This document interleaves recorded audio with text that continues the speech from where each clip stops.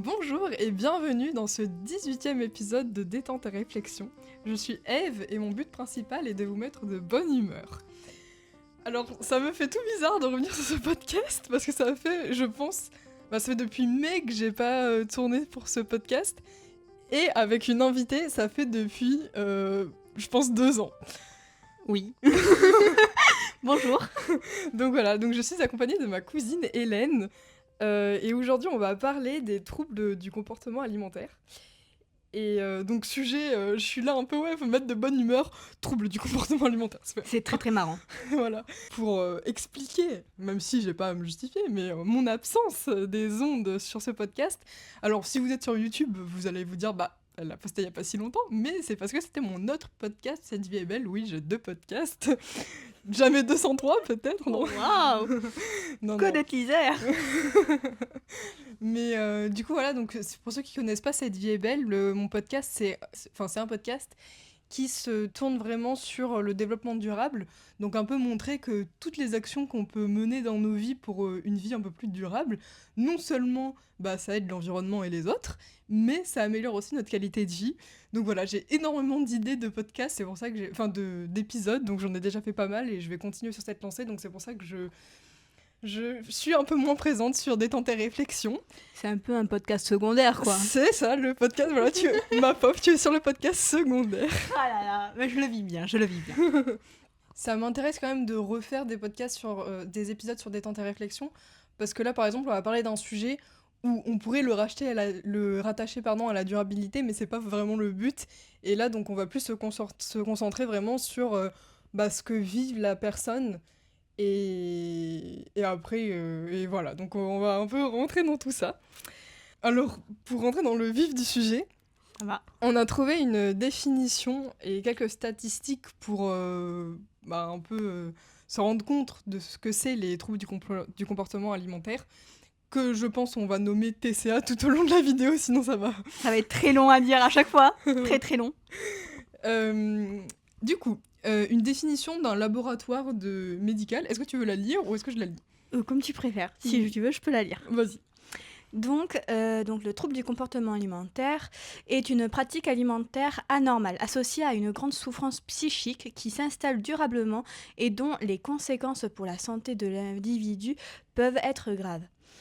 Dans ce type de maladie mentale, les attitudes face à son corps, à son poids et à la nourriture sont perturbées. Le fonctionnement psychosocial et la qualité de vie y sont très altérés également. Elle s'est marquée également très altérée.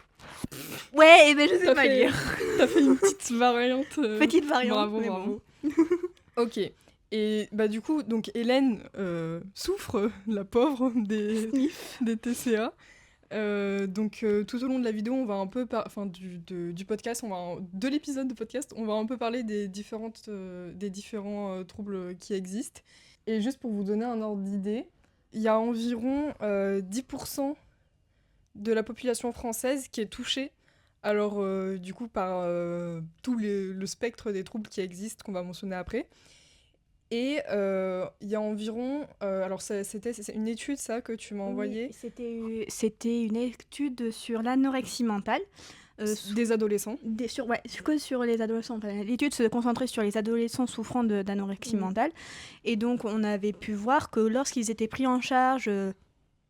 pour guérir de ces troubles du comportement alimentaire, donc de l'anorexie mentale, il y en avait 50% qui guérissaient et environ 5 à 6% qui pouvaient en mourir. Et il y avait quand même un bon tiers qui avait la vie améliorée, mais qui souffrait encore, à peu près. Ça, ouais. Ok. Mais je me rappelle plus du nom de la source, donc ouais.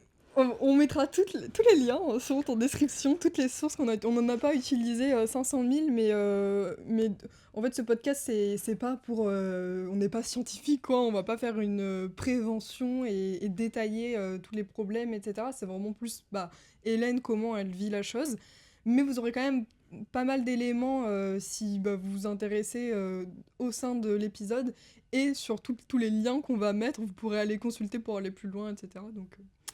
C'est toujours bien à savoir. Voilà, oui, parce que, mine de rien, 10%, c'est ça peut ne pas vous toucher vous, mais ça touche très certainement quelqu'un de son entourage et c'est aussi important je trouve, de se renseigner sur les sujets comme ça pour savoir comment agir, etc. pour pas enfoncer la personne encore C'est plus. ça, je suis totalement d'accord. Maintenant qu'on a fait cette petite définition, passons à l'expérience d'Hélène. Donc un peu par ordre chronologique, comment ça arrivé dans ta vie, etc. Donc déjà, quand est-ce que tu t'es rendu compte que tu avais ces problèmes-là? Ou enfin non, fais comme tu veux. En vrai. Alors, Raconte ton histoire comme tu veux. ça marche. Donc, mon histoire, vous allez voir qu'on s'en est rendu compte à différentes périodes de ma vie. Mais si je peux vous faire en fait une chronologie et une remise en contexte, j'ai mes parents qui ont divorcé à l'âge de toute petite, donc à l'âge de mes 4 ans, si je me trompe pas. Merci de préciser l'âge de toute petite. Oui, qu'est-ce que ça veut dire, voilà. Non mais ouais, vers l'âge des 4 ans, mes parents se sont séparés, donc j'ai changé d'école, j'ai changé d'environnement, ma maman avait retrouvé l'amour, donc j'avais une nouvelle famille à appréhender, c'est difficile pour une petite fille, donc j'avais en fait tout mon environnement social qui avait énormément évolué et il y avait moi qui étais entre les deux. La séparation n'était pas essayée de se passer au mieux, mais ça se passait pas super bien. Et donc j'ai vécu dans un environnement pas favorable. Et en fait, je me suis rendu compte, quand j'ai fait un peu une rétrospection quand je suis devenue adulte, je me suis rendu compte que quand j'étais chez mon père, parce qu'on faisait un week-end sur deux avec... un week-end sur deux chez mon père et après je vivais tout le temps chez ma mère, on s'est rendu compte que je mangeais pour montrer inconsciemment à mon père que je l'aimais, donc je mangeais tout. Ce qui en fait me provoquait des indigestions à répétition et donc des vomissements tous les dimanches. Ah, ma mère n'était pas très heureuse, je vous l'assure, parce que je vomissais en fait tous les deux dimanches, tous les dimanches quand je rentrais de chez mon père, je vomissais. Et donc en fait ça a duré 3-4 ans. Et j'avais l'âge de 4 à 5 ans. Donc c'est l'âge de toute petite. L'âge de toute petite, c'est totalement ça. Donc c'était assez... c'est très jeune et assez violent. Donc voilà. Puis ensuite vient la période du collège. Toujours, on ne se rendait pas compte. On savait que j'avais des problèmes au niveau de la nourriture parce que ma mère voyait que je grossissais à vue d'œil. Vraiment. Donc elle a fait une lettre à un endocrinologue parce qu'elle aussi elle a été en surpoids, mais en plus elle avait une croissance où elle s'arrêtait tôt, donc elle voulait pas faire la même erreur, donc elle m'avait amenée chez un endocrinologue, donc elle avait fait une lettre en disant je suis pas sûre que ma fille a un problème à la nourriture, mais je pense qu'elle est très très gourmande. Alors spoiler alerte, non, je n'étais pas très très gourmande, je vous l'assure. Et pourquoi ma mère disait que j'étais très très gourmande, c'est que c'était en fonction de certaines nourritures. Par exemple, elle pensait pas que j'avais des troubles du comportement alimentaire parce que souvent on a potentiellement l'idée qu'on mange des choses grasses, sucrées ou ultra sucrées, comme les bonbons. Et vraiment, dans la lettre de l'endocrinologue que j'ai trouvée récemment, elle disait parce que j'ai des bonbons à disposition, en libre disposition, elle y touche jamais. Alors déjà, c'était pas les meilleurs des bonbons. S'il y avait eu des schtroumpfs, je pense que j'aurais mangé. Mais en plus de ça, je suis pas fan de bonbons, donc j'allais pas me jeter dessus.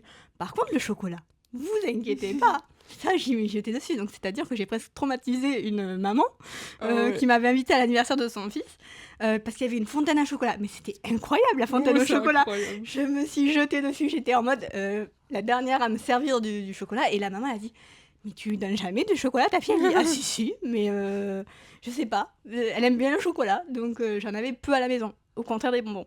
Donc au niveau de mes proches, c'était pas très bien perçu, dans le sens où ma mère pensait que j'étais une petite gloutonne ou une petite gourmande, donc c'était pas... Je me prenais des réflexions sur mon poids, même à l'âge de 4-5 ans. Tu vas en témoigner, Eve? Oui. Voilà. On nous comparait en fait. Oui, on nous comparait réellement parce que moi j'étais très potelée. En fait, avec Eve, comme on a 1 an de différence, c'était assez facile de nous comparer comme on avait à peu près la même puberté et tout et tout. Donc moi j'étais assez potelée et en plus j'avais une puberté précoce qui s'est déclenchée au CE1, peut-être suite aussi au surpoids, mais voilà. Et donc Eve était très svelte et musclée. Donc un peu tout le contraire de moi. En fait, moi, j'étais le flamby, elle, c'était le ficéo. Bon, les produits laitiers, on aime beaucoup. Mais voilà. Et en gros, à chaque fois, on me comparait. Ma mère me parlait de mon poids. Mon père, lui, était un peu absent. Il s'en fichait. Tant que je mangeais, il était content. Donc, en soi, je pense pas qu'il s'est réellement inquiété à ce moment-là. Il réalisait peut-être pas aussi. Il se disait, ah oui, bon, avec l'âge, ça partira. Ou... C'est ça, tu vois. Donc, ça allait. Et après, comme il savait, j'avais un peu une puberté précoce parce que, picouse... pendant 6 mois, j'ai pas aimé. Enfin, tous les 6 mois C'est quoi, pendant 2 ans. Picous. Les piqûres. Ah. Ah bon, attends, je refais. Avec les piqûres pour la T'es pas croissance. obligé de refaire, hein, mais... Non, mais Je quand savais tu- pas que Picous, c'est des piqûres. Bah oui, c'est de l'argot qui veut dire piqûre. Ah bon. Les piqûres, On en apprend sur des temps à réflexion. c'est ça. Et donc, en gros, on me faisait plutôt des piqûres avec un produit ultra épais, bon, qui m'a fait donner à la peur des aiguilles, mais là n'est pas le sujet. Et donc, en fait, déjà, j'avais déjà une petite anatomie qui se transformait déjà. Donc, j'avais commencé à avoir des seins et tout à l'âge du CE2. Mais j'avais pas remarqué, moi. Alors, on se voyait pas trop. On se voyait, je crois, tous les 3-4 ans. Donc, Oui, oui. potentiellement, en fait, on se voyait, mais Ouais. tu sais que la première fois qu'on s'est revus à Toulouse, tu sais, chez les cousines de ma Oui, mère, oui. tu m'avais sauté dans les bras, mais au début, je t'avais pas reconnu. C'est quand j'ai Parce que j'étais reconnu. trop grande, ouais. Mais oui, parce que t'avais les Ouais. cheveux ultra longs, t'avais plus les lunettes. Toujours le cas, hein, peut le voir ici. T'avais plus les lunettes et tout, tu savais pas les mêmes formes de lunettes et tout. Ah oui. Et donc en fait, moi, ça m'avait perturbée. J'avais pas reconnu non plus Élise.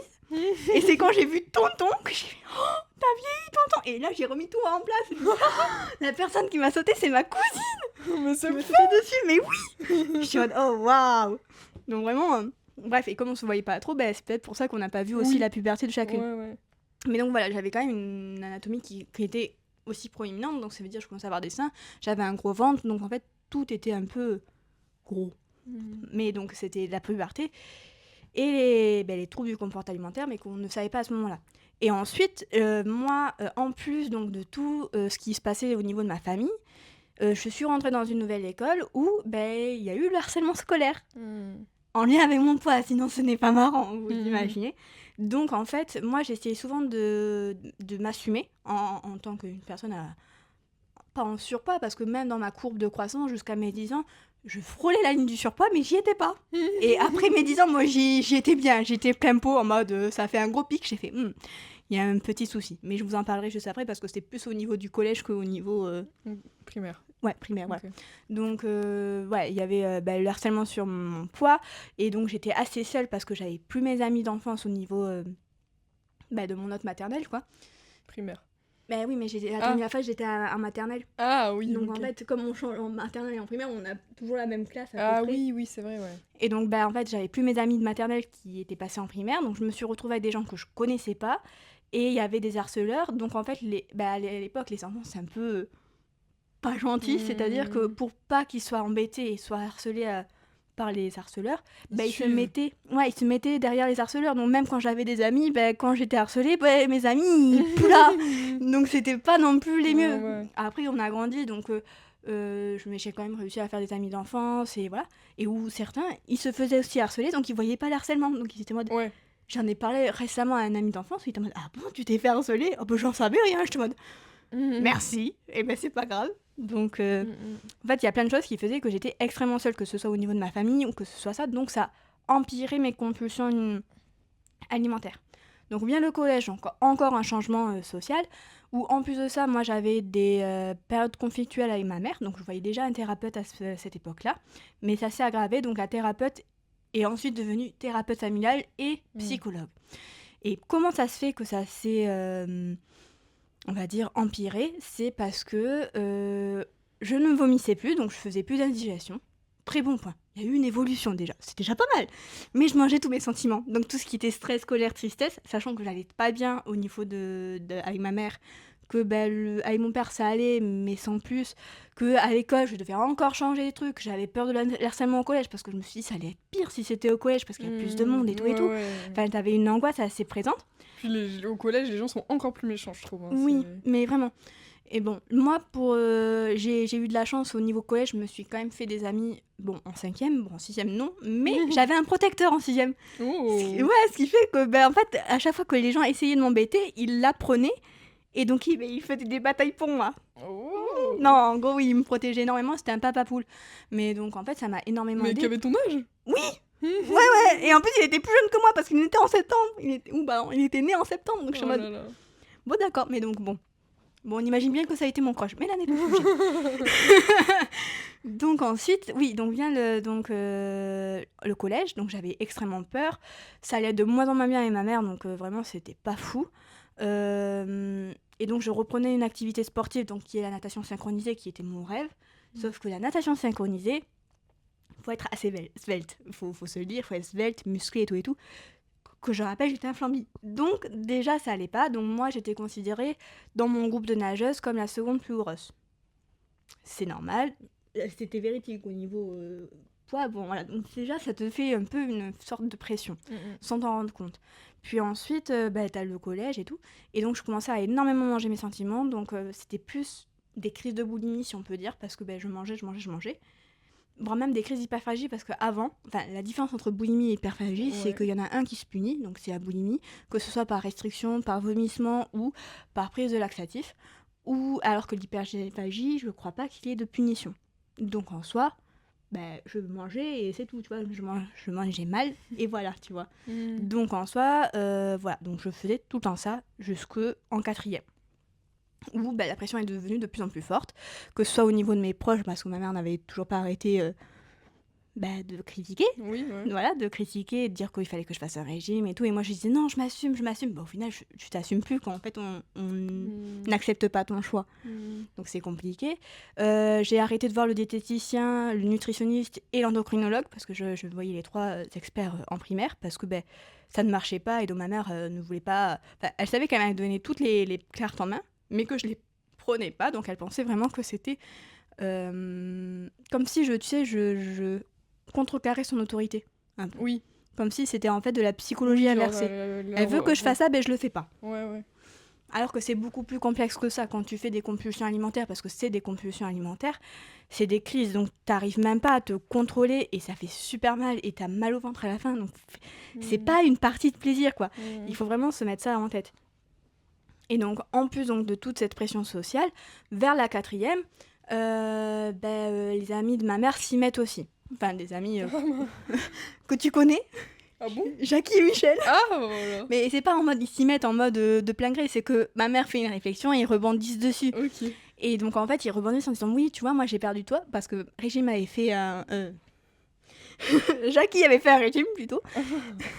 Et donc en gros elle m'a dit, tu vois, j'ai perdu du poids mais de façon assez saine, c'est que j'ai fait un déficit calorique. Et donc elle me propose une application, et en fait un déficit calorique, c'est en fait tu manges à peu près ce que tu veux, on essaye de faire de manière équilibrée, mais de base tu manges ce que tu veux, mais en fait avec une proportion calorique un peu moins que ce que tu prends de base, pour soit te stabiliser, soit perdre du poids, parce que en fait en faisant un déficit tu as une plus grande facilité à perdre du poids, parce que ton corps a besoin d'emmagasiner un tel temps d'énergie, et si tu en donnes moins, ils vont puiser dans les réserves.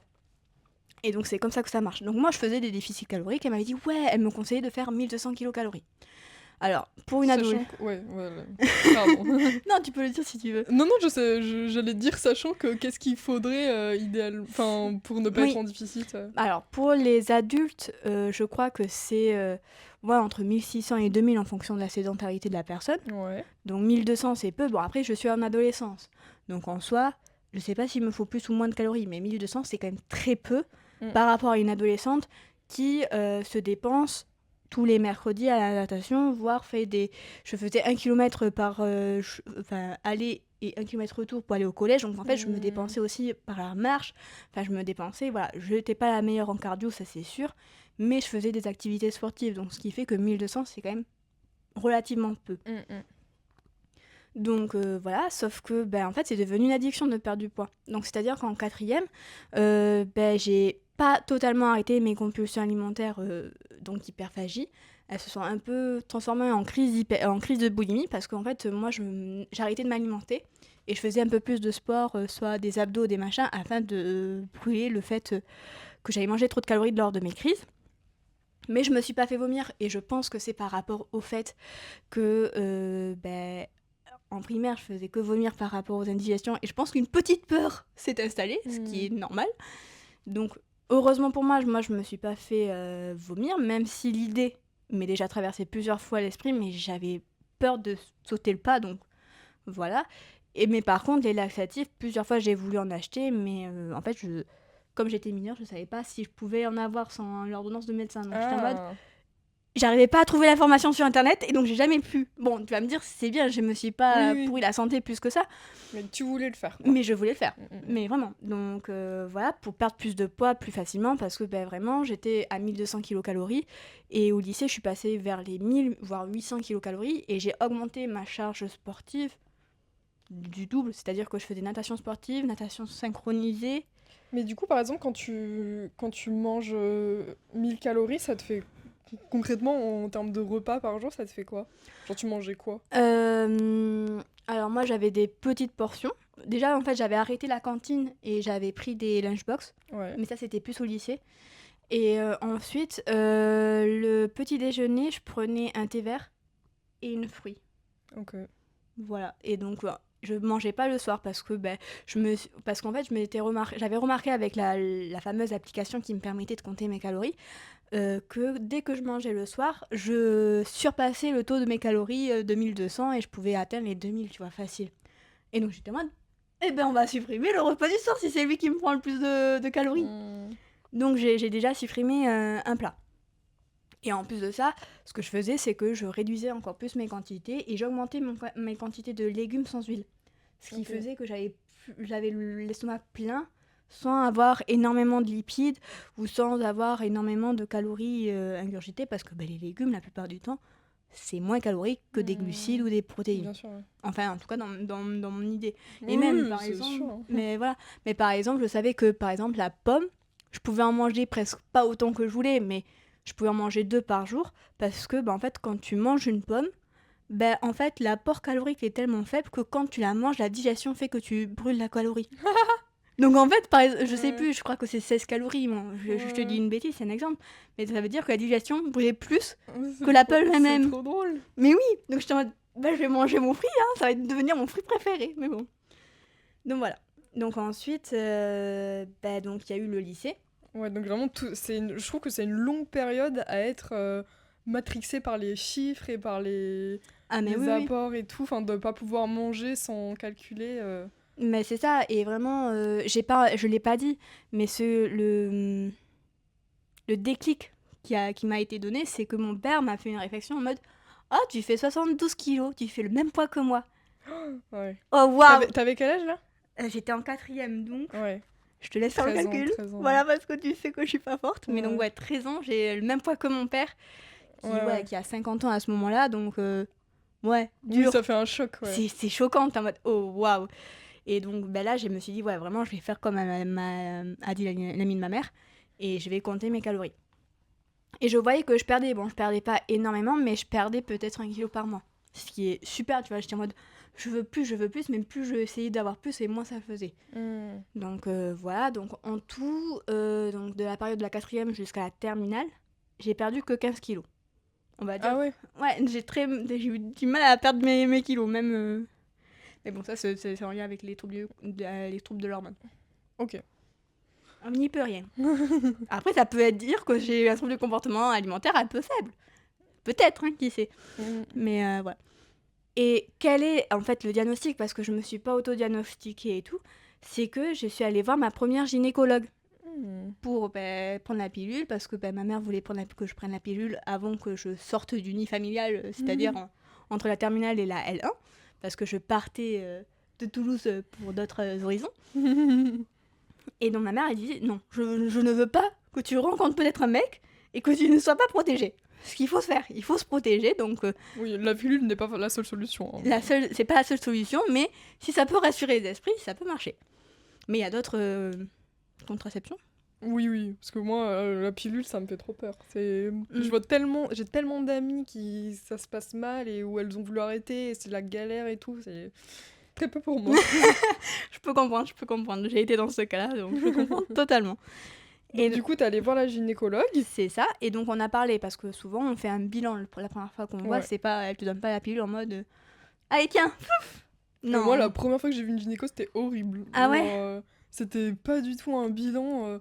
J'étais toute seule Mhm. et elle m'a accueillie dans son truc. Elle m'a dit bon bah déshabille-toi. Et j'ai dit, Mais horrible. tous les vêtements. Elle me dit, ah bah oui. Du coup, j'étais toute nue, donc ça, c'était horrible. Bah ouais. Et après, elle m'a mis sur le siège, elle m'a tapé les seins, elle m'a mis ses doigts dans... Oh, waouh. Enfin, bref, c'était... Et en plus, elle me disait pas ce qu'elle faisait. Donc genre, elle a Mais fait non. des trucs, elle a mis des appareils et tout, elle me disait rien. Et Ça, après, c'est horrible. je suis partie, et elle m'a dit... Je lui ai dit, mais du coup, c'est pour la contraception. Elle m'a dit, ah bah, je te fais une ordonnance si tu veux un stérilet. Et j'étais Ah, là, t'avais bah, même pas ok. le choix de la contraception? Non, elle m'a dit, enfin, je sais plus comment ça a été exactement, mais enfin, je me rappelle juste qu'elle m'avait rien dit, et juste, genre, analysé comme ça, et moi j'étais toute nue, genre toute mal, quoi, ma première Mais fois chez une horrible. gynéco. Et après, elle m'avait passé une ordonnance, et je l'avais jamais utilisée, j'étais Ah bah juste ouais. là, je suis pas assez, enfin, j'ai pas de... Elle m'avait rien expliqué, quoi. Bah ouais, normal, t'avais pas laissé le choix des possibilités, mais Ouais, t'avais imposé et YOLO. bon, c'est ça. Super. Donc, on va... Aparté, mauvaise expérience chez une gynéco. Ouais. Après, du coup, j'ai vu que des sages-femmes. Et c'est vrai que je trouve que les sages-femmes, c'est beaucoup plus doux et beaucoup plus compréhensif. Voilà. Parce que j'ai aussi fait gynéco et sage-femme et j'ai pas subi des violences gynécologiques, mais je suis ressortie 2 fois en période de la gynéco sur 3 rendez-vous. Ça a se poser une question. Ouais. Oui, mais parce que j'étais pas prête à me déshabiller comme toi, tu vois, elle Bah, avait fait ouais. je suis en retard, déshabillez-vous. Peut pas faire haut et bas. Non, non, déshabillez-vous. Ah, Bah ouais, c'est quand même... ah non, c'était pas ouf. Donc ouais, je comprends. Donc du coup... Donc là, le premier rendez-vous qui s'était bien passé, je tiens à le préciser, où en fait, on fait le bilan de voir en fait les antécédents familiaux et tout, plus si j'ai eu des maladies, des machins, des trucs. Bon, elle fait tout le bilan et elle me dit, remonte à quand tes dernières règles? Oula. Question que je ne pouvais pas répondre parce que ça faisait environ 1 an. Ah ouais. Enfin, depuis la 5e, elle s'était déréglée, Ouais. mais ça faisait 1 an que les avais toutes les 6 mois, tu vois. Ah ouais. Donc j'étais en mode en plus moi tu sais, il y avait les applications Clou Oui. et tout qui te permettaient de suivre Ouais. ton cycle. Moi ça marchait pas, j'étais déréglée, donc Bah ouais. je l'utilisais pas. Donc j'étais en mode ça doit être fin tel mois. Donc 6 mois avant. Elle était en mode est-ce que vous pouvez m'expliquer comment vous mangez et tout. Et donc là je lui explique en fait mes apports caloriques, le fait que je compte mes calories afin de perdre du poids parce que je suis en surpoids, que j'ai beaucoup de pression et tout. Et elle me dit bon, j'ai eu fait des études d'endocrinologie. Donc pour moi, tu as des troubles du comportement alimentaire. Mais comme maintenant je suis gynécologue, je préfère t'amener voir une consoeur qui est endocrinologue, voire même nutritionniste. Parce que j'ai vu sur internet qu'elle était aussi nutritionniste, même si c'est pas marqué. Oui, elle a Elle a double casquette, quoi. Et donc je suis allée la voir, donc je lui raconte tout. Elle m'a dit, ah bah oui, trouble du comportement alimentaire et tout. Enfin donc diagnostiqué.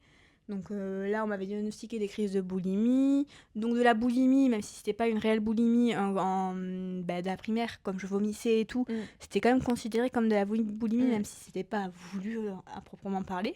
Mais comme je voulais faire plaisir à mon père et que je savais que ça allait me faire mal, c'est un peu considéré comme de la boulimie. Ensuite, il y avait donc les crises d'hyperphagie, les crises de boulimie, le fait que l'anorexie et de la dysmorphophobie qui est en fait c'est une peur, comme on peut l'entendre, mais c'est par rapport au fait que on perçoit pas son corps comme il est réellement, et donc souvent, moi, je le percevais beaucoup plus gros qu'il ne l'était. Donc voilà. Donc c'est même à ce moment-là que j'ai commencé aussi à avoir peur de la balance. C'est-à-dire que si je perdais pas de poids, je faisais des crises d'angoisse, littéralement, donc c'était pas fou. Et que quand j'ai pu descendre les barres des 60 kilos, ce qui était bien, et donc que je suis passée à 59-58, je m'étais promis de ne plus les dépasser, les 58-59, je voulais rester à ça et plus dépasser les 60. Parce que tu fais 1m combien ? Je fais 1m62. Ah oui, donc... En vrai, ça va, tu vois, j'avais un AMC normal, t'es tranquille. Moi, je m'étais donné comme objectif d'aller à 47 kilos, c'est-à-dire... 47 ? Ouais, mais dans mes calculs, si c'était encore bon, parce que je ne suis pas forte en calcul, j'avais mon IMC qui était normal, mais proche de la maigreur, mais qui était encore normal. Ah oui. Mais bon, c'est pas un très bon calculateur, l'IMC, au niveau donc, du poids. Non, parce qu'en fait, ils prennent pas en compte le muscle. Donc, par exemple, un sportif qui est ultra musclé, il peut avoir un IMC qui dit... parce que c'est l'indice de masse corporelle, l'IMC. Ce qui veut dire qu'en fait, tu calcules le poids le total de ton corps par rapport à ta taille. Sauf que si on prend pas le poids des muscles, c'est pas... Oui, genre, ça se trouve, il y en a un qui faussé. ça va être le poids en muscle et l'autre le poids en graisse, quoi. C'est ça, donc ça peut être faussé, tu vois. Donc c'est pour ça que, il faut pas non plus privilégier l'IMC comme le repère en mode c'est le chiffre exact, quoi. Ah bon, c'est cool. Donc, Parce que oui. moi, mon truc, j'ai calculé récemment, j'étais le maigreur, j'étais là, ah non. Mais alors que je me sens bien, genre je me sens en forme, je fais du sport et tout, donc je me dis bon.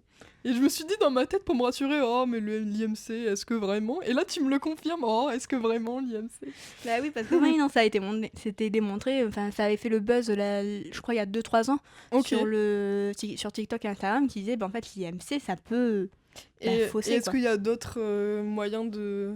Alors, je sais que dans les salles de sport, il existe des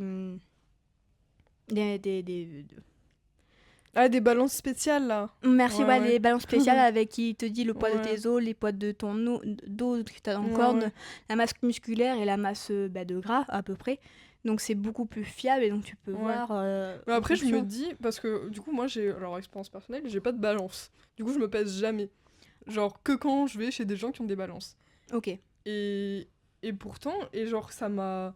Genre de pas vérifier mon poids, et du coup encore moins avec une balance hyper précise et tout. Genre moi, pour savoir si je suis bien, bah juste je me concentre sur mes sensations, quoi. Genre je me dis, bon bah... Enfin, est-ce que j'ai, tu sais, j'ai peut-être trop la tête qui tourne, ou est-ce que je suis essoufflée si je marche, enfin, je sais pas, genre, vraiment de me dire, bah dans mon corps, est-ce que je me sens, est-ce que je pète la forme, est-ce Ouais. que je sens que j'ai un corps en bonne... Enfin, ça se sent quoi, si t'es Oui, encore en bonne santé ou oui, pas. ça se sent. Et surtout, dans les troubles du comportement alimentaire, t'as, à part l'aménorrhée pour les jeunes filles, où c'est Ouais. souvent l'indice principal qu'on remarque lors des troubles du comportement C'est quoi alimentaire. la minorée? L'aménorrhée, c'est quand tu as l'absence de règles ou des règles Ah oui, très c'est peu vrai. régulières. Ah oui, oui, c'est vrai. Pas de souci. J'espère que j'étais pas la seule et que vous aussi, chers auditeurs, vous aurez pas forcément ce mot, que je me sente moins seule. Tu n'es pas la seule, je suis sûre que t'es pas la seule. Et donc en fait, t'as plein d'indices comme bah, la tête qui tourne, le fait Ah oui. de se sentir fatigué, Mm. la perte de cheveux, ou en Mm. tout cas avoir le crâne dégarni. C'est pas vraiment très représentatif, mais Tu sais que j'ai rêvé cette nuit que tu me coupais les cheveux. super, bah, je vais me reconvertir en coiffeur, ça veut dire. Genre Écoute. vraiment, et en plus, je voulais les garder pour les donner, tu vois, et t'en avais coupé plein.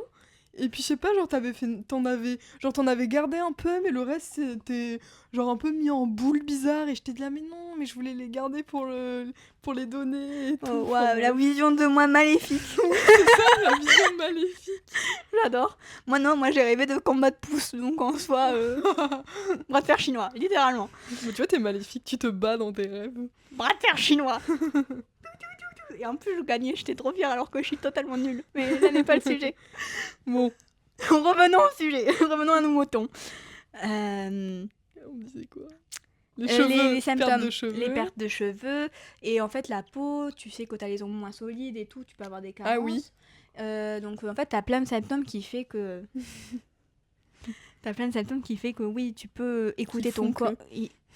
Qui font que tu peux écouter ton corps et donc savoir s'il est en bonne santé ou pas. Et si tu as les bonnes sensations, en soi, en fait, chacun a une morphologie différente et un métabolisme différent. Oui. Ce qui veut dire que y a certains métabolismes qui sont souvent vers la maigreur ou en tout cas une minceur assez accrue parce que c'est un métabolisme rapide, donc ils ont plus de facilité à avoir un déficit calorique et à Est-ce que ça peut changer dépenser. avec l'âge? Et je crois que oui. Parce que moi j'ai l'impression que je l'ai plus maintenant qu'avant. En vrai, ça peut changer avec l'âge. La plupart du temps, c'est l'inverse. C'est plus quand tu es endomorphe. Ah oui. Endomorphe, c'est en fait un métabolisme assez rapide. Tu peux devenir exomorphe ou mésomorphe avec un métabolisme plus lent. Ce qui veut dire que tu prends du poids souvent, tu sais, les hommes qui sont assez sveltes à la fleur de l'âge, donc vers la vingtaine, des fois prennent du poids et prennent un petit ventre vers la quarantaine et la cinquantaine parce que leur métabolisme change. Et donc en fait, j'avais beaucoup d'amis qui étaient endomorphes, qui voulaient prendre du poids, mais c'était en mode, mais à partir de mes 20 ans, il faudra que je fasse attention parce que sinon je vais pouvoir rapidement prendre du poids parce que le métabolisme change. Okay. Mais après, tu peux faire aussi une reverse diet, tu sais qu'on en avait parlé hier, qui te permet de relancer ton métabolisme et donc d'avoir un métabolisme plus rapide. Est-ce que ça change le métabolisme ? Je suis pas scientifique pour savoir. Donc ça, je peux pas vous le dire. À creuser. À creuser, à voir. Ok. Mais voilà. Donc les symptômes, voilà. Et le métabolisme qui change beaucoup, Ouais. et ce qui fait que quand tu es, Ouais. tu es endomorphe, bien sûr que tu vas avoir un corps plus veste parce que tu dépenses plus de calories qu'une personne endomorphe qui a un métabolisme lent et donc qui dépense moins de calories. Et donc de là, oui, bien sûr, il y a des fois des pertes de poids un peu plus accrues en fonction, ou une prise de poids plus accrue en fonction des métabolismes. Donc maintenant, on passe à une petite anecdote. Parce elle m'a teasé avant l'épisode. Elle me dit « Ah, j'ai des petites anecdotes ». Et elle m'a donné des titres. Donc il y a l'anecdote bonbon qu'elle a fait tout à l'heure. Voilà. Il y a l'anecdote chocolatine. Oui. Donc pour pain au chocolat. Et parce que je suis de Toulouse, sachez-le, je dirai toujours chocolatine. Personne ne changera. Me changera en tout cas. Et l'anecdote jus de pomme. Oui. Et donc ces anecdotes se situent en tout cas pour toutes les anecdotes, ça se situe dans la primaire. Ah bon, bah voilà. Voilà. Et en fait, j'avais, donc je l'ai dit, en primaire, j'ai pu voir plusieurs spécialistes, voire même, on m'avait intégré dans l'hôpital des enfants, dans le service des obésités, pour en fait me sensibiliser. Et tout. Et en fait, nutritionniste, pareil, pour me sensibiliser, diététicien, pareil. Et je ne sais pas comment ma mère a su, mais ma mère fait énormément de recherches. C'est-à-dire que cette personne est la personne la plus curieuse au monde. Mais pas en mode curieuse, en mode bizarre, mais vraiment, elle veut s'instruire tout le temps. Alors, c'est bien, mais des fois, c'est mauvais, hein, sachez-le. Plusieurs mauvaises surprises qui m'est arrivé avec ma maman. Mais là n'est pas le sujet. Et en gros, un jour, j'étais en mode, je rentrais de chez mon père et j'avais mangé 2 chocolatines au petit déjeuner. Alors que déjà, j'étais très compliquée avec elle au petit déjeuner parce que moi, elle me posait soit des madeleines, soit une compote. Mais ça me faisait pas... C'était pas folichon, quoi. J'étais en mode, non. Non, donc je râlouis. Alors moi, les chocolatines et les croissants, à gogo, je pourrais en manger tous les jours, tu vois. Et elle comprenait pas et tout. Elle pensait que c'était des caprices. Et donc, on revient au fait que je mettais à mal son autorité, tu vois, et que c'était vraiment des caprices. Et donc de la gourmandise. Mais non, pas du tout. Et donc un jour, elle vient me voir, elle me dit, et elle avait acheté un vélo d'appartement afin que je puisse plus me dépenser pour éviter le surpoids. Vélo d'appartement qui a fini en porte-manteau.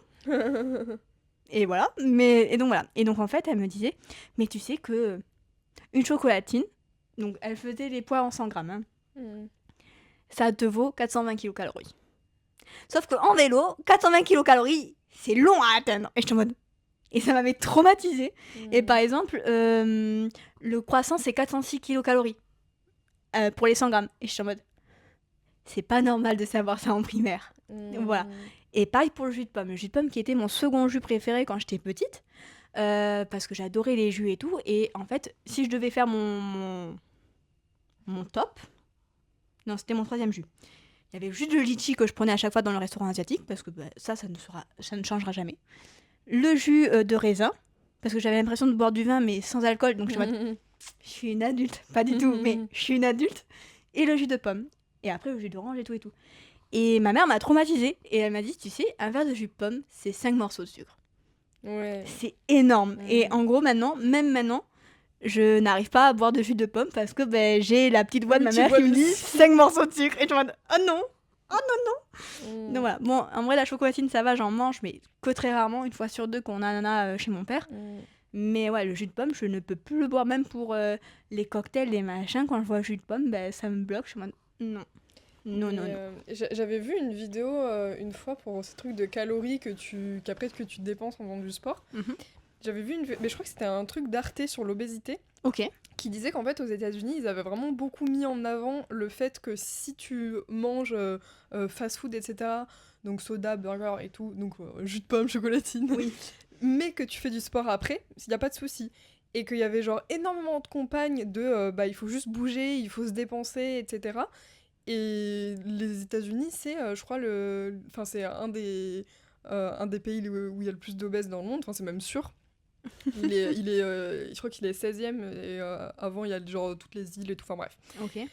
Et du coup clairement ce message de prévention en fait ça marche pas trop parce que c'est pas vrai en fait. L'alimentation c'est hyper important et on peut croire que alors c'est ce qu'ils disent, alors moi après voilà, mais on peut croire que je remettrai le truc en description, le documentaire d'Arte. Mais on peut croire que quand tu manges et que tu dépenses, bah, c'est comme si t'avais rien mangé, mais non. Et non, parce que t'as les apports et même les nutriments que t'as dans l'aliment qui fait beaucoup aussi par rapport Oui, bah voilà. au corps. Donc oui, Donc, je suis totalement d'accord. Je n'ai pas vu le documentaire, donc je serai comme vous, je vais le regarder après l'interview, littéralement. Après le podcast plutôt. Bah non, c'est interview, très bien. Interview, podcast, tout ce que vous voulez. Donc on a un peu parlé donc, de ton enfance Ouais. jusqu'à le lycée où c'était la galère. C'est Et ça. donc à partir du moment où donc finalement t'as mis un nom sur ce que t'avais que entre la terminale et la L1. Genre, Attends, non, en fait, tu savais que t'avais des problèmes avec les aliments, Oui, mais oui. genre t'as su que t'avais vraiment t'as été diagnostiqué trouble des comportements alimentaires Ouais. que à 18 ans. Je me suis trompée dans la chronologie, je Ah. suis désolée. Mais c'était en Elle nous première. ment, elle nous Oui, ment. je vous mens, désolée, c'était en première qu'on me l'a dit, et après je suis allée la revoir en terminale pour la pilule. C'est pour ça que je me suis échangée. Ok. Mais donc en fait, oui, en première, on m'avait diagnostiqué des troubles de comportement alimentaire, Donc, et comme donc t'as j'étais dit, suivie ouais. pendant 1 an par la fameuse endocrinologue plus tard. Putain, j'étais en mode- D'accord, ok. C'est pour ça que je me suis dit, attends, il y a une... Une couille dans le pâté. Ouais, je me suis dit, est-ce que je peux le dire? Je suis en mode, attends, je vais essayer de trouver une nouvelle Moi aussi, expression. je cherchais un peu, je me suis dit non, je ne trouve pas. Il y a un cheveu sur la soupe. Ouais. Mais c'est moins bien. Donc voilà, un cheveu sur le pâté. Bref. Et donc en gros, oui, pendant 1 an, donc j'étais suivie, et en fait, c'est en L1 que ma vie a changé un peu, parce que je suis partie, et donc j'ai pu... Le début de la vie adulte. Ouais, moi j'ai adoré, vraiment, j'ai adoré. Et en fait, comme j'avais en fait le monopole sur ce que je mangeais, comme avant j'étais chez mes parents, c'était un peu mes parents qui décidaient un peu pour moi, ou en tout cas qui m'imposaient un peu les quantités, les machins. Même si ma mère était heureuse que je perde du poids, il faut le noter, ma mère était extrêmement heureuse que je perde du poids, donc elle me suivait dans mes troubles du comportement alimentaire, et sans faire exprès. Mais comme elle appréciait que je perde du poids, elle était à fond derrière moi dans mes petites quantités. Je sais pas si c'est la meilleure chose à faire, mais en tout cas, pour moi, je préfère qu'elle soit... Enfin, à cette époque-là où on avait quand même pas mal de disputes encore, je préfère avoir une maman qui soutient qu'un papa qui s'en fout. Bah, bien sûr. Donc, en soi, est-ce que c'est un mal pour un bien? Oui et non, dans le sens où j'étais suivie par une endocrinologue, donc elle suivait quand même le plan nutritionnel de la femme, Ouais. même si moi, je ne le suivais pas, elle le suivait. Donc, en fait, j'avais tous les nutriments nécessaires pour bien vivre et tout. Ce qui est important à souligner. C'est pour ça. Bravo. Petite prévention. Voilà. Et donc, en fait, à la vie adulte, j'avais donc le monopole sur ce que je mangeais. C'est-à-dire, je faisais mes courses. Ouais, je choisissais tout. Donc, je mangeais déjà ce que j'aimais, mais je pouvais les cuisiner aussi comme je les aimais. Ouais. Et en fait, je me suis rendu compte que j'avais vraiment un problème avec les lipides. Donc, je cuisine, contrairement à Eve, sans gras. Mais tout le temps, sans Moi, je gras. mets beaucoup d'huile. Voilà, mais... et pas de beurre, mais beaucoup d'huile. Et d'après oula. J'ai vu un naturopathe qui m'a dit... Parce que moi, je lui ai dit... donc, on a un peu parlé d'alimentation, parce que je suis un peu... j'ai tendance à être très fatiguée. Et je lui ai dit, ouais, aussi, je mets beaucoup d'huile d'olive, quoi. Alors, c'est vraiment un truc... parce que je déteste quand les choses sont sèches. Mais c'est vraiment que de l'huile, je mets jamais de beurre et tout. Et il m'a dit, il y a jamais trop d'huile. Du coup, j'étais là, yes. Mon rêve, coming true. Il est devenu vrai. Il est devenu réalité. Et donc, en gros, moi, je faisais l'inverse parce que j'avais trop peur des lipides, parce que je stocke très facilement. Moi, un verre d'eau, je prends 5 kilos, littéralement, même si... Parce que en fait, l'huile, c'est bien parce qu'il y a plein d'oméga 3 et de trucs comme ça. Oui. En fait, voilà, c'est genre si on a plein d'huiles et des huiles différentes, pas que l'huile d'olive, mais c'est bien, et il y a des... Alors, attends.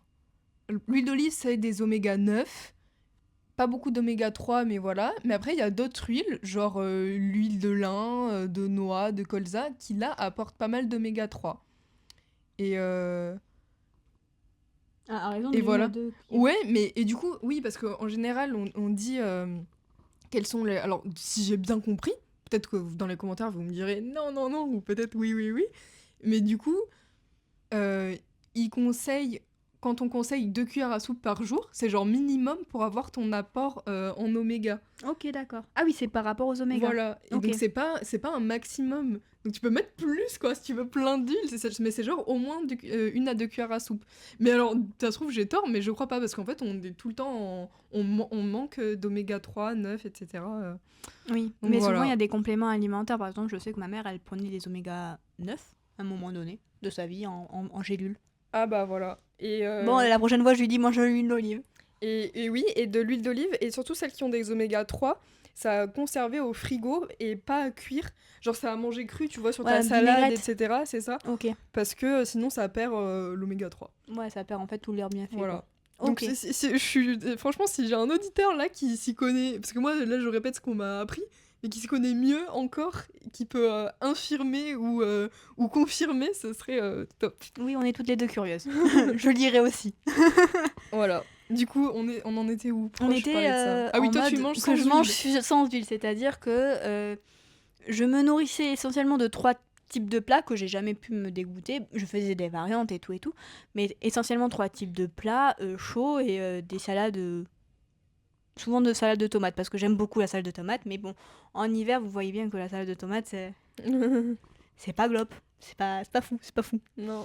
Et donc en gros, ouais, je faisais tout ce qui est congelé, et sauf qu'au lieu de le faire revenir à l'huile, comme les champignons ou les courgettes, souvent des légumes qui a très peu de calories, je les faisais cuire au micro-ondes. Donc déjà... Au micro-ondes? Ouais, mais ça marche super. micro-ondes ou Oui, non, micro-ondes, j'enlevais tout l'eau, je faisais réchauffer et hop, je mettais dans les pâtes et je mettais une tostinette. Ça me faisait en fait du fromage qui englobait la oui. courgette et les pâtes et c'était excellent. Après, je dis pas que c'est ultra bien au niveau nutritionnel, mais en soi, ça me permettait d'avoir très peu de calories, de manger à ma faim et de manger équilibré. Parce qu'en fait, moi, ce que je faisais, c'est que je mangeais très peu de légumes. Et donc, j'étais heureuse quand je mangeais des légumes. Donc voilà. Et donc là, j'ai pu me stabiliser à 58 kilos sans sport. Donc, j'étais vraiment ultra heureuse. Bon, j'étais à un moment donné à 56 kilos. T'as fait une... Pardon, mais elle a fait une bulle de bave, j'ai jamais vu ça. Non, mais elle a disparu, mais c'était impressionnant. Genre, en fait, t'as fait un... Je suis désolée, mais t'as fait un postillon, mais qui était une petite bulle, genre comme une bulle de savon. Horrible. Mais c'était fou. Je pensais qu'on la verra, la vidéo, elle était vraiment toute petite, mais c'était vraiment fou. Et ça a volé comme une bulle de savon et ça s'est mis sur ta chemise. La honte. Non, mais attends, c'est incroyable. Tu arrives à faire des bulles avec ta bave qui s'envolent dans l'air. C'est quand même un talent. C'est vraiment que je pense la dernière fois que j'en ferai, mais écoute, c'est un talent comme un autre. Hein. Et donc en gros, j'avais réussi à me stabiliser sans sport et juste avec mon alimentation. Et donc en fait, j'étais stressée à cause des examens, parce que l'université déjà, on va dire, c'est un peu stressant, surtout la L1 où c'est un peu en mode, si tu réussis pas, tu passes pas en L2, quoi. Donc c'est un peu la mouise, alors qu'en L2 ou L3, j'ai eu moins de ce problème-là. Oui, parce que là, tu découvres, quoi. Tu te dis, punaise. C'est ça, t'as un nouveau fonctionnement, enfin, t'as plein de choses de nouveau, et en plus, je change de ville, donc j'avais plus mes parents, j'avais plus mes amis, donc j'étais vraiment en mode, c'est un renouveau, je suis un phénix à ce niveau-là, je renais de mes cendres. Et donc, vraiment, j'étais ultra heureuse. Moi, j'ai rencontré à ce moment-là mon premier amour qui m'a, sans faire exprès, énormément aidé. Juste avec sa présence, il m'avait énormément aidé à ne plus jamais, toujours me peser et tout. Donc, j'étais moins obsédée par mon poids. Et par rapport aussi à ce que je mangeais, et il me forçait à manger un peu tous les 3 repas. Bon, le petit-déj, non, parce qu'à chaque fois je me levais plus tôt que lui et je devais partir plus tôt que lui, donc bon, désolée. Mais en soi, oui, il me faisait manger le soir, enfin juste parce qu'il mangeait, ça me donnait faim, donc je mangeais avec lui et tout, tu vois. Il me forçait pas en mode la bectée, mais... C'est ça, non. Et donc mon premier amour, il m'a énormément aidé, sans le vouloir, je pense, à améliorer ma vie avec mes troubles du comportement alimentaire. Après, je devais être la petite amie ultra chiante, c'était en mode tu me trouves grosse, je trouve que je suis grossie, mais bien sûr, t'as des... Mais moi, je suis comme ça. Pauvre Hugo. Non, mais en gros, voilà, et donc même dans mes peurs et mes craintes, il me rassure. Enfin, vraiment, cette relation m'a énormément aidée par rapport à mes troubles du comportement alimentaire. Et après vient la séparation, c'est pas grave, moi je rentre à Toulon. C'est pas grave. Non, mais pour les troubles du comportement alimentaire, ça n'a pas affecté mes troubles du comportement alimentaire. Je dis pas que la séparation c'était une partie de plaisir.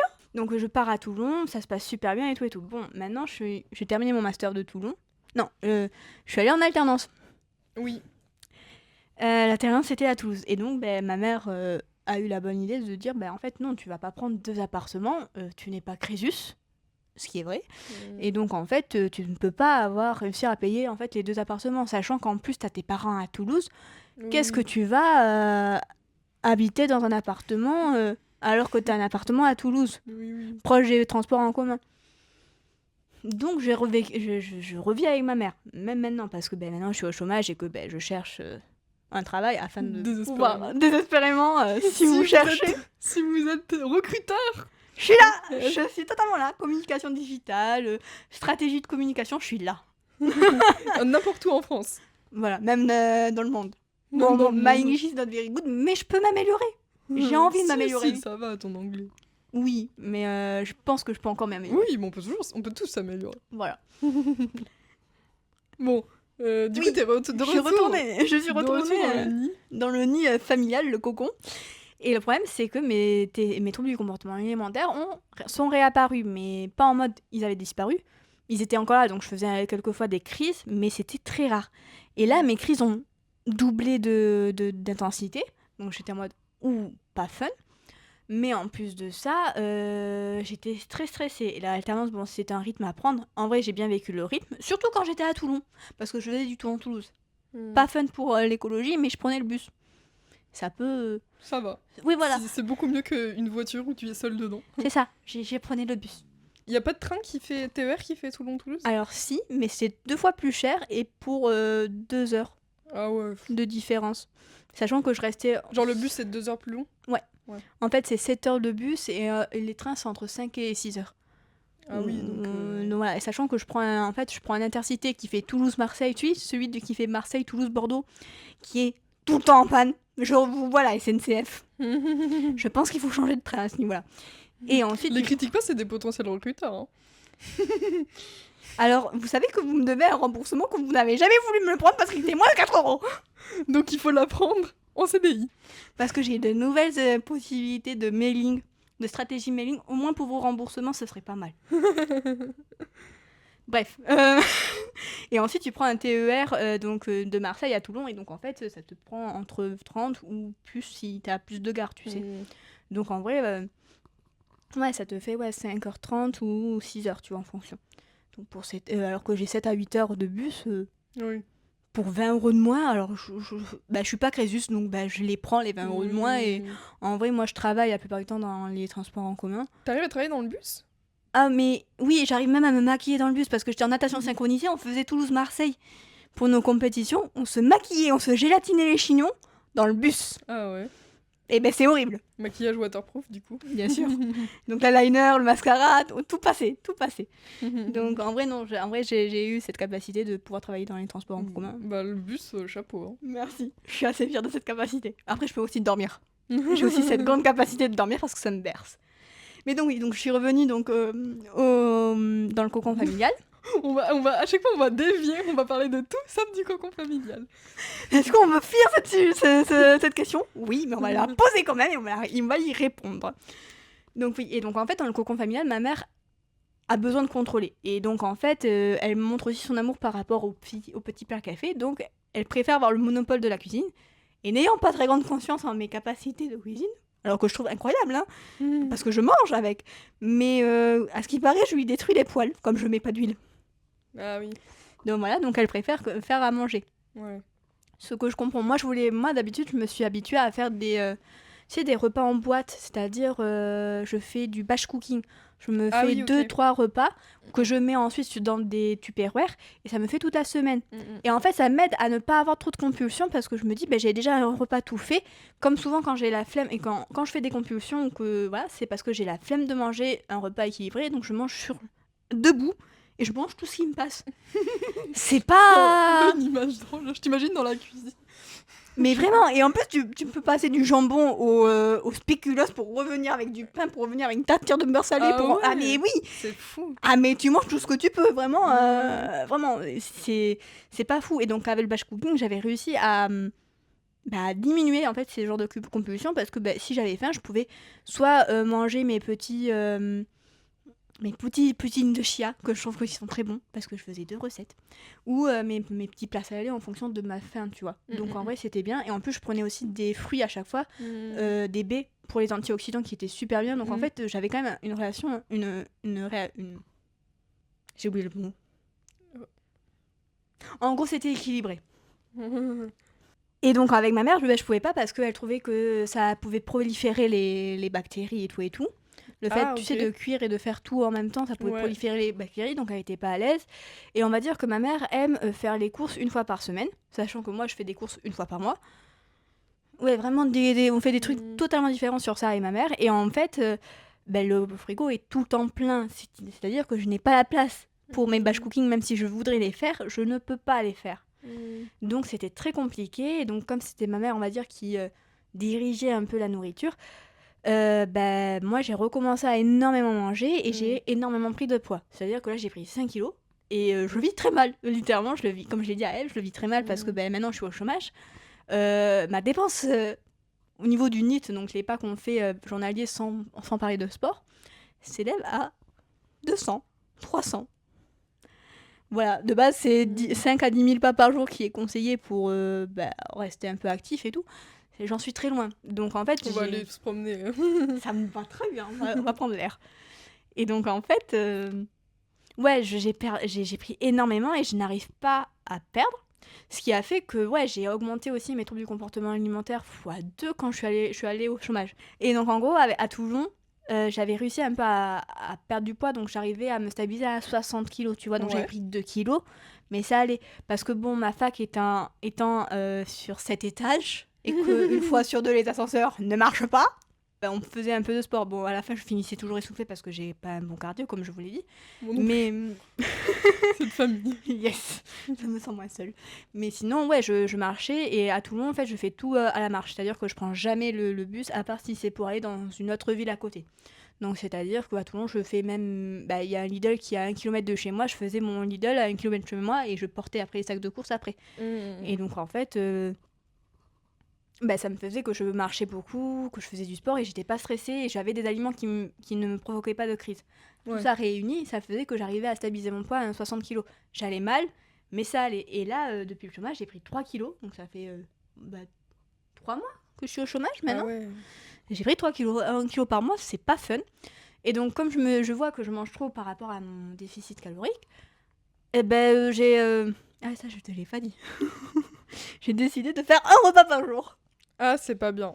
C'est ce qu'il ne faut pas faire. Après, c'est des repas équilibrés et tout, avec les nutriments et tout, mais c'est pas non plus ce qui est bien parce qu'en fait, vous mettez votre corps en stress et en alerte. Et ce qui veut dire qu'en fait, il va stocker plus qu'il va ne faire dépenser. Donc, mais c'est fou, tu sais que c'est pas bien et tu te dis quand même... Oui, je le sais, je sais, mais c'est pas ma faute, c'est plus fort que moi.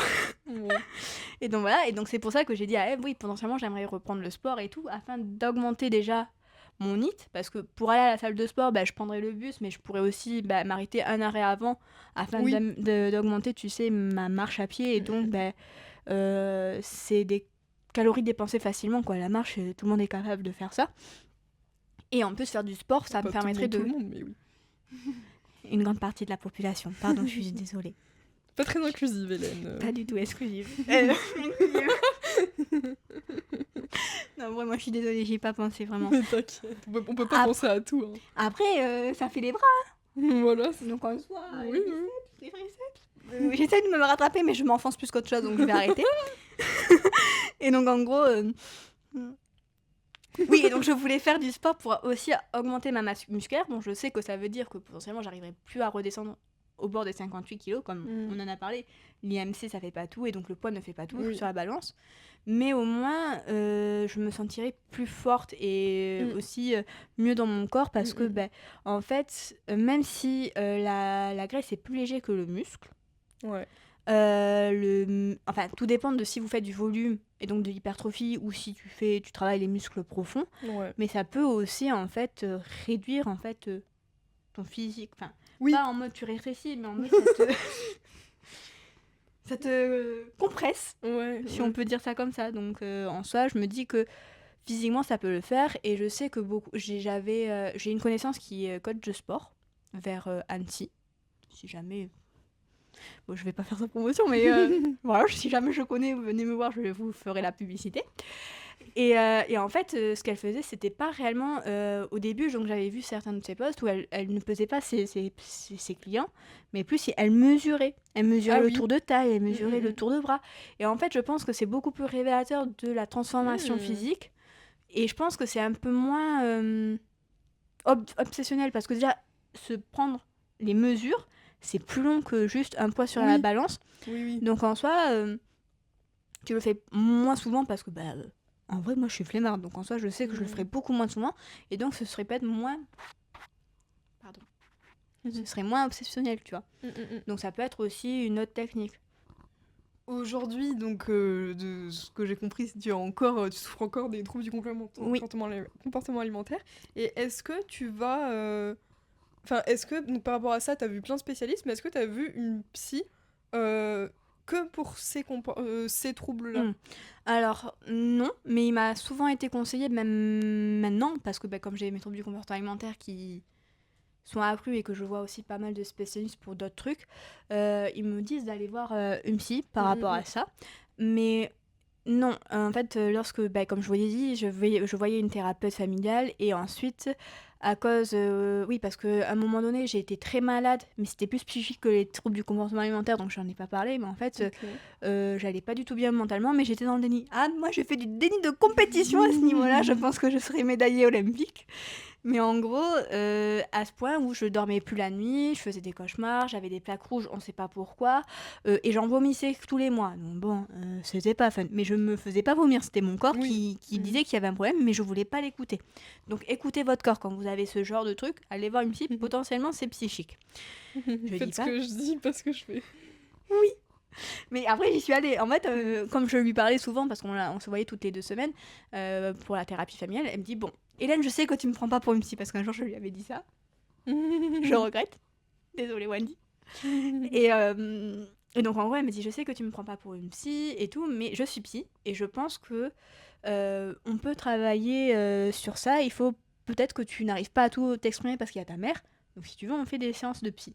Et en fait, ça m'avait énormément aidée. Et je me rappelle d'une phrase parce que j'allais pas bien dans mon corps à ce moment-là. Parce que c'était là au point où je faisais 72 kilos et tout à ce moment-là. Elle me dit, mais tu sais, c'est pas en perdant du poids que tu seras aimée ou que tu t'aimeras plus. Hein. Je l'ai pas écouté, tu vois. Donc en fait, on avait un peu parlé sur ça, sur le fait qu'il fallait que je me fasse confiance et que je m'aime moi-même.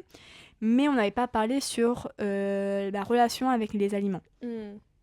Et récemment, là, comme ça va pas du tout, comme je vous l'ai dit, mes troubles du comportement alimentaire ont augmenté. Et pour toi, c'est vraiment du coup lié au fait que tu reviennes chez toi, quoi. Est-ce que tu penses que en étant au chômage, pareil, mais dans ton appart en vivant seul, ce serait beaucoup moins arrivé Oui, je pense que ce sera énormément diminué parce que récemment, j'ai fait une autre rétrospection. Et enfin, c'est triste à dire, mais j'ai remarqué que mes parents étaient une source de stress pour moi et donc des déclencheurs de crise. Ouais. Parce que je connais mes aliments déclencheurs parce que moi, comme je mangeais mes sous-nutriments, j'avais besoin de me défouler.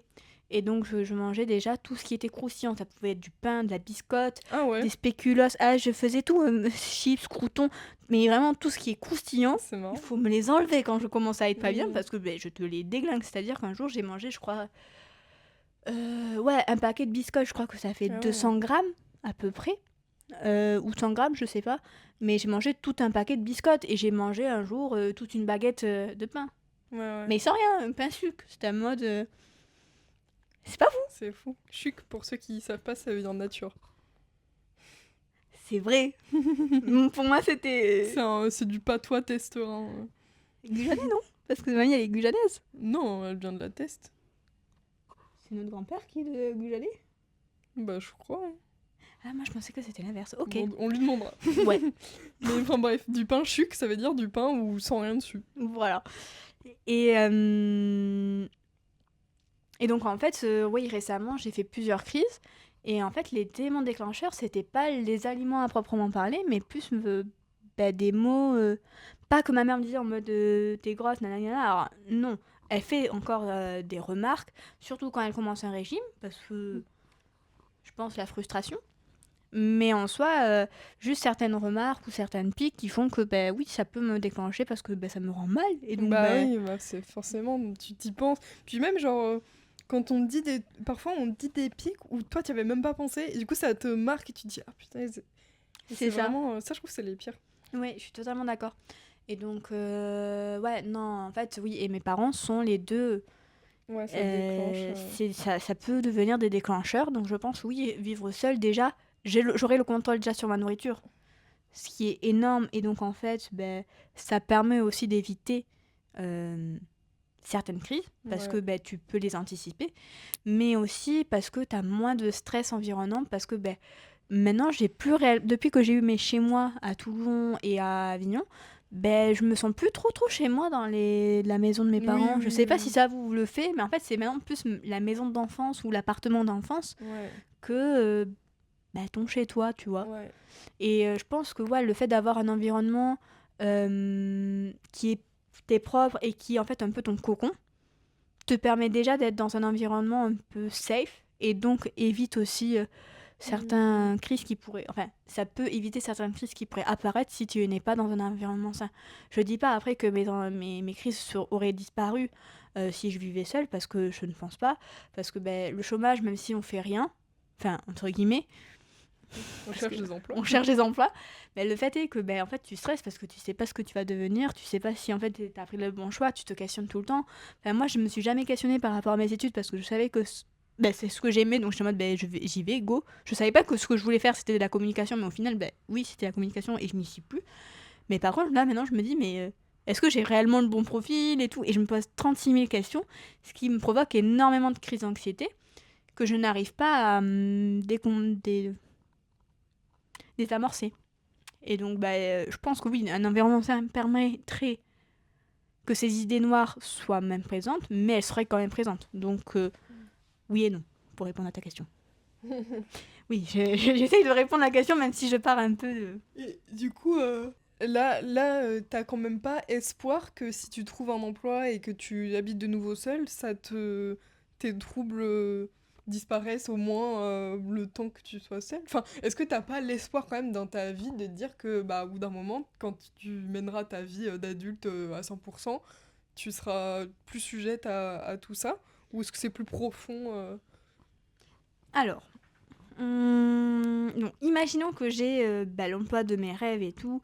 Alors, en vrai, pour répondre, l'espoir, oui, je pense qu'on en aura toujours de vouloir guérir parce que maintenant, j'ai vu des spécialistes, j'ai vu un bon nombre de spécialistes au niveau endocrinologie, au niveau diététicien, au niveau nutritionniste.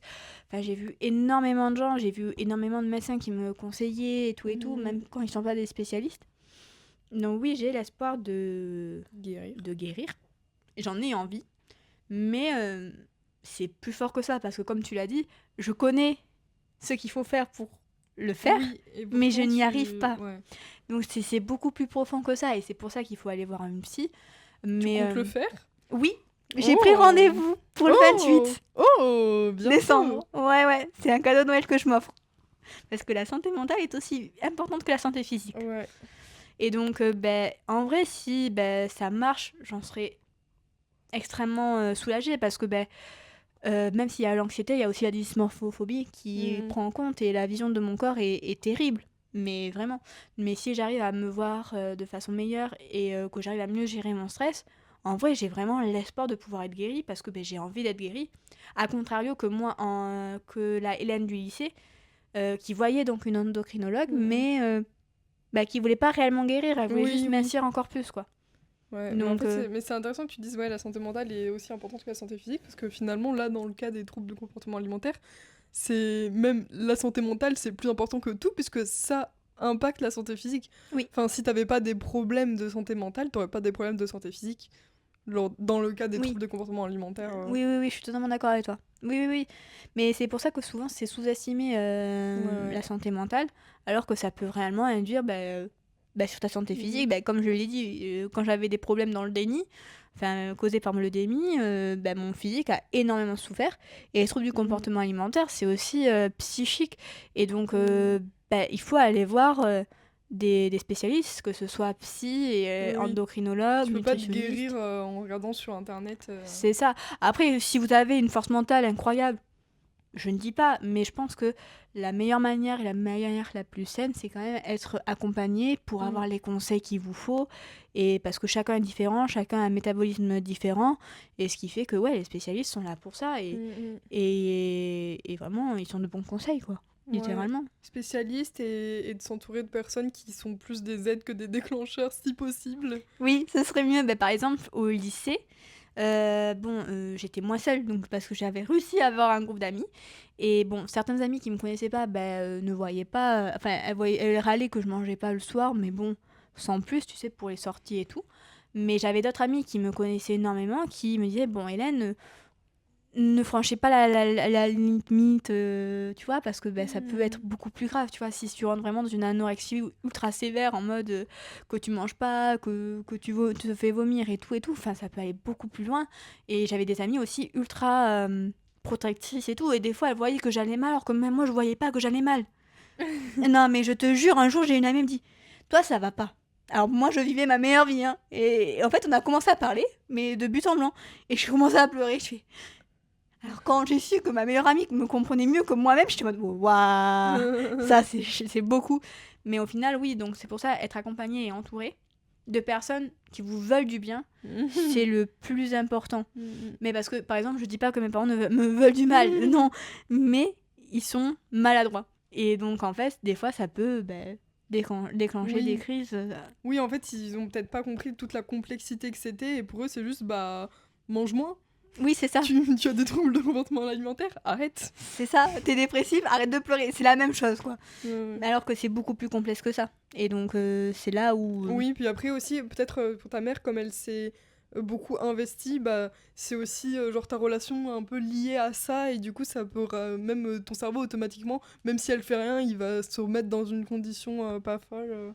Oui, c'est ça. Et même, comme tu lui dis, ils s'en rendent pas compte, mais ils comprennent pas. Parce que quand tu le vis pas, c'est plus compliqué de comprendre, surtout pour les compulsions. Parce que ma mère, étant donné qu'elle a été en surpoids, elle arrive à se restreindre en mode, par la pensée, en mode, je prends un seul chocolat. Bon, elle n'aime pas le chocolat, donc c'est un mauvais exemple. Mais ma mère est arcachonnaise, elle adore les cannelés. Je ne fais pas de stéréotypes, je vous promets, elle adore les cannelés. Et donc en gros, elle se dit, je prends un cannelé, parce que là je suis allée à Bordeaux récemment et je lui ai acheté des cannelés de la toque cuivrée. Et elle se dit, je prends un cannelé. Et elle va pas en remanger, alors que quand t'es gourmand, un ou deux, ça fait plaisir. Jamais 203. Voilà, c'est ça. Et donc c'est en mode, elle va peut-être en reprendre. Pas du tout. C'est-à-dire, elle a dit un cannelé, c'est un cannelé. Et ça, il faut avoir de la force mentale. Et ma mère n'a pas été, je crois pas, réellement suivie par rapport à en tout cas par rapport à son surpoids. Je vais pas dire qu'elle a des troubles du comportement alimentaire, étant donné qu'elle n'a pas été diagnostiquée. Je ne suis pas médecin pour dire si elle l'a eu ou pas. Mais par exemple, elle arrive à se dire, elle a une force mentale qui se dit, ça oui, mais un truc. Et c'est fou, parce que moi je peux pas, hein, mais vraiment pas. Et du coup, aujourd'hui, tu dirais que t'as quoi comme trouble du comportement alimentaire ? Qu'est-ce qui te stresse ? Est-ce que tu te dirais que t'as toujours une anorexie ou c'est plus d'autres choses ? Moi, je pense pas que je suis maintenant anorexique, même si bon, je mange très peu et que je me punis quand je fais des crises. Donc ça, c'est plus boulimie. Et pour moi, ce serait plus de la crise de boulimie parce que comme je vois que je grossis, j'arrête de manger ou je me restreins énormément. Je suis plus là à compter mes calories, mais quelquefois, quand je vois que je prends du poids énormément, lors de mon alternance, j'avais repris à compter mes calories afin d'être à 1200. Donc là, je recommençais à être anorexique, mais j'ai réussi à stopper avant que la machine s'engraine, tu vois. Mais non, merci.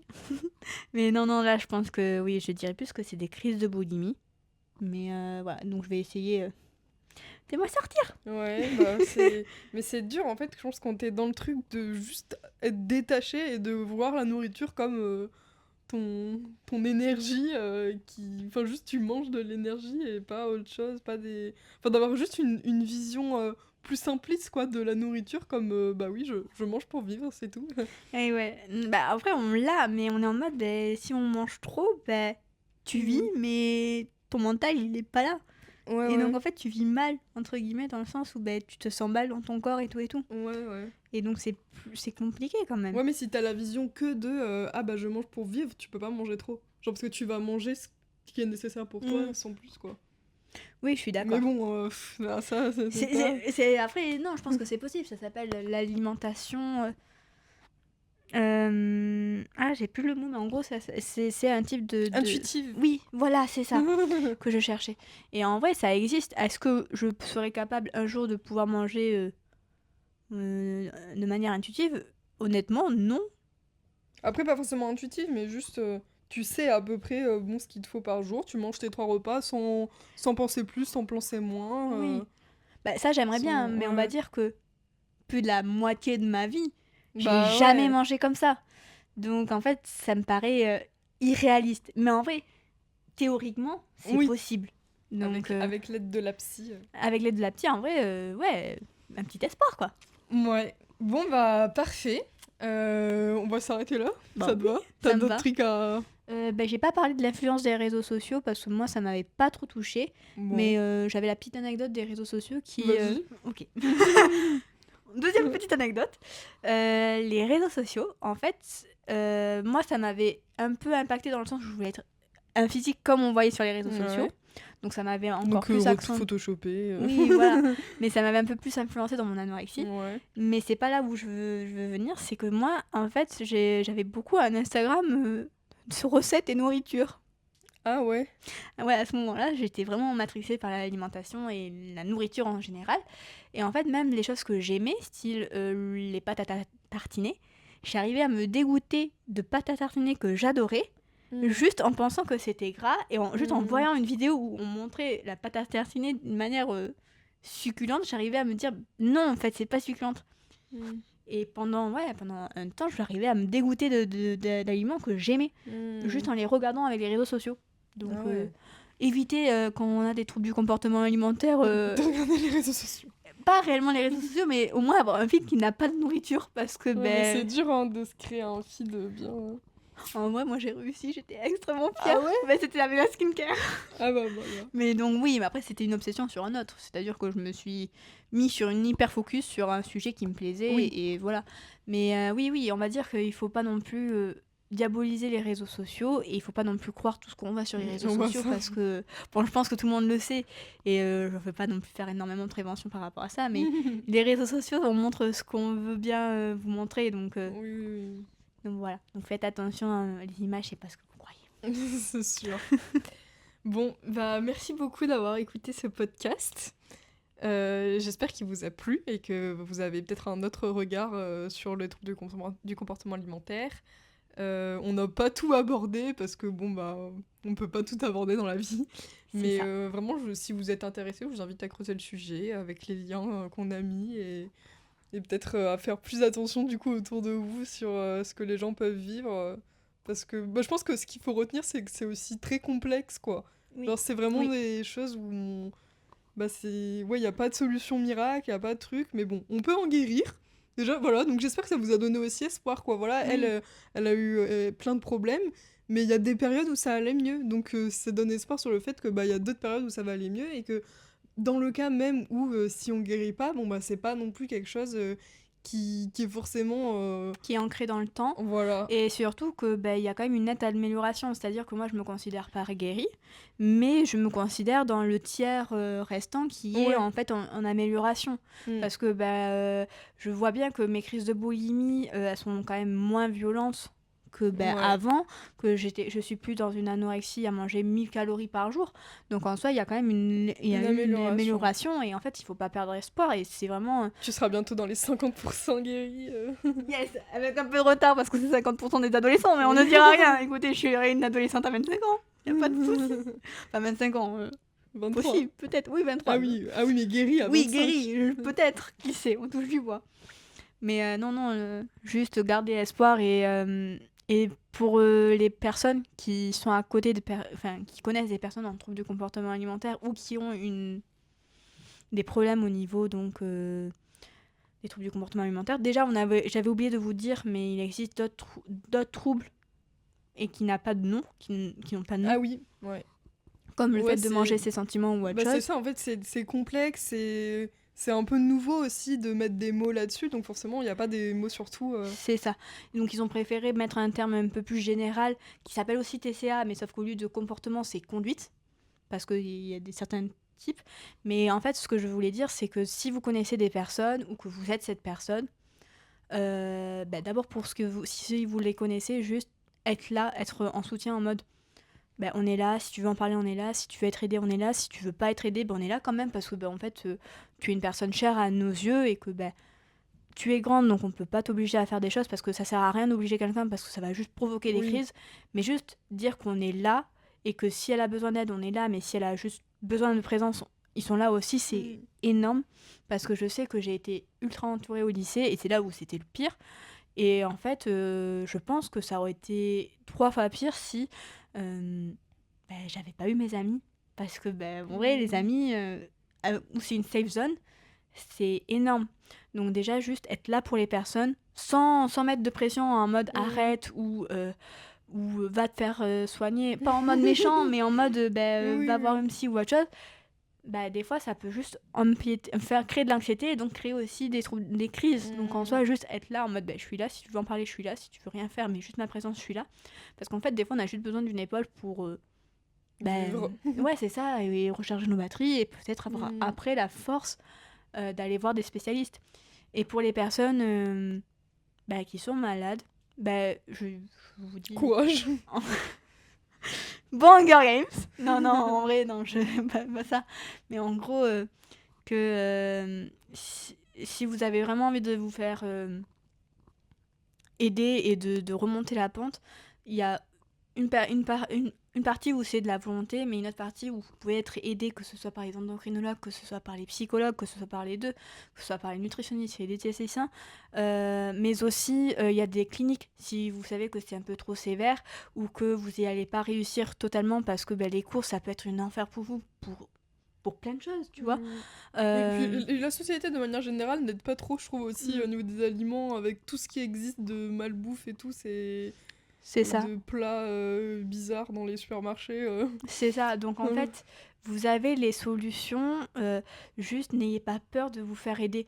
Parce que je sais que certaines personnes, pour l'instant, vous voyez pas le mal, parce que j'étais dans votre cas, et donc je vais pas vous juger par rapport au fait que vous voulez pas vous faire aider, parce que vous perdez du poids, et ça marche, et on est heureux. Mais alors, cette joie est éphémère, mais si vous êtes encore dans cette période de joie, je peux rien vous dire, parce que même moi, quand j'ai été aidée, ça avait juste limité les dégâts. Mais donc, si vous voulez juste limiter les dégâts pour pas être carencé, allez voir au moins soit un endocrinologue, soit un diététicien ou un nutritionniste. Mais si vous voulez vraiment vous faire aider et que vous y arrivez pas à cause des courses ou autre chose, il y a aussi des cliniques qui permettent de rentrer. D'accord, c'est un peu bouché et c'est compliqué et c'est souvent les personnes qui ont de très gros troubles du comportement alimentaire. Mais c'est bien de tenter aussi pour être entouré et être suivi. Et en fait, je suis sûre qu'on peut guérir, mais c'est compliqué. Ou même juste avoir une amélioration. Moi, je sais que ça m'avait changé la vie parce que lors de la période de l'université, j'étais beaucoup moins stressée et j'étais paradoxalement mieux en meilleure santé alors que j'étais moins stressée par rapport à mon environnement, mais j'étais très stressée par rapport à l'université. Et donc en soi, ça se complétait, mais je faisais moins de crises, paradoxalement. Et donc, je sais que juste l'amélioration, ça fait un bien fou. Ça fait un bien fou parce que tu as un point en moins. Et donc, même si on ne vous guérit pas, juste rentrer dans le tiers qui est en amélioration, c'est énorme et c'est déjà une victoire en soi. Ouais, et peut-être je rajouterais aussi de pas vous culpabiliser, parce que je pense que, de ce que je comprends un peu de ce que tu me racontes, les troubles, c'est pas votre faute entièrement, quoi. Mais donc, certes, c'est vous qui mettez des choses dans votre bouche, quoi. Ou peut-être pas, mais du coup, c'est horrible. Et là, c'est un autre problème. Mais du coup, voilà, il y a plein de facteurs de la société en général, des gens qui vous entourent, etc. Donc, c'est pas votre faute entièrement. Et c'est un peu triste parce que du coup, on dirait que c'est que vous qui pouvez agir concrètement. mais bah il y a aussi tout l'environnement. Bah, après c'est comme tu disais, changer l'environnement et enfin, voilà. Enfin, moi je trouve un truc aussi que dans mon autre podcast je répète beaucoup, c'est de pas de vraiment se déculpabiliser des choses et on peut pas tout contrôler et il y a plein de choses que enfin faut juste on peut faire des choses, faire de notre mieux, mais bah il y a tellement je sais pas, genre moi ça je m'embrouille, mais moi ça m'aide de me dire que sur des trucs bah c'est pas ma faute et je trouve qu'après je me dis bon bah de toute façon j'y peux rien, donc je vais faire au mieux et ce sera déjà bien suffisant. Et je sais pas, ça me met une pression en moins. Oui. Et du coup, je pense que ça peut aussi aider d'avoir une pression en moins, de se dire, bah voilà, si j'ai tous ces problèmes-là, c'est pas que ma faute, quoi. Oui, c'est ça. On va dire que vous êtes plus le réceptacle du problème que le Voilà. problème en lui-même. Et oui, le dire que c'est pas ma faute, ça permet de soulager l'esprit de Ouais. manière assez énorme. Et au niveau de la fatigue mentale, ça joue énormément. Ouais. Et donc, ça peut aussi jouer sur votre anxiété et donc peut-être des déclencheurs de vos crises. Bon. Et d'ailleurs, si vous êtes intéressé par un autre sujet d'alimentation de mon autre podcast, vous pouvez aller voir. J'ai fait un podcast sur l'alimentation un peu durable avec une amie qui est chef, enfin qui a été chef végé, donc végétalienne. Ouais, végétalienne. Donc, et il y a plein Enfin, c'est vraiment un épisode hyper positif, un peu comme ça, et où il y a plein de petites astuces aussi pour cette alimentation-là. Si vous voulez découvrir, après, je sais pas trop. Voilà, je laisse ça ouvert. Ça part d'alimentation en Ça peut déculpabilisant. Oui, c'est ça. Et ça peut toujours être bien à prendre. Oui. Oui, une autre vision un peu de la nourriture que ce qu'on a l'habitude. C'est ça. Donc, c'est toujours bien. Oui. Avoir une vision globale, c'est vraiment ce qui te permet aussi de déculpabiliser. Et oui, j'avais oublié de le dire, mais si jamais... Ouais. Voilà. C'est que moi, quand j'étais malade, je me suis énormément informée. Et c'est en parlant à Eve à Paris, parce que je suis allée la voir, on s'est vu à Paris et tout, et que elle me dit, mais comment tu sais tout ça? Et je dis, mais en fait, quand t'es malade, je sais que s'informer, moi, ça m'a permis de me rassurer. Dans le sens où moi, j'ai piqué un livre à une autre de mes cousines paternelles à ce niveau-là, parce qu'elle, c'est maternelle, et donc j'ai une autre cousine qui était en fac de médecine et qui travaillait à ce moment-là. Elle avait plein de livres de médecine et j'avais vu un livre en lien avec des comportements alimentaires, enfin des troubles du comportement alimentaire, et donc je l'avais feuilleté. Et donc ça m'avait rassuré que c'était possible de guérir, qu'il y avait plus de personnes qui guérissaient que qui en mouraient, et aussi plus de personnes qui guérissaient que qui vivaient avec. Et en fait, tout ça, ça permet aussi de se rassurer. Donc en vrai, moi je sais que l'information, après vous devez croiser l'information comme d'habitude, mais juste l'information peut aussi vous permettre de vous rassurer, de vous déculpabiliser aussi. Ouais. Donc c'est une autre technique. Parfait, bah très bien. Sur ce, j'espère que encore une fois que ça vous a plu. Merci Hélène de m'avoir accordé ce temps. Avec plaisir, merci Eve de m'avoir invitée. Et j'espère que, chers auditeurs, que vous allez passer une bonne suite de vie. Waouh. Mais bonne continuation au niveau de votre vie. Ouf. Ben voilà, une affaire rondement menée.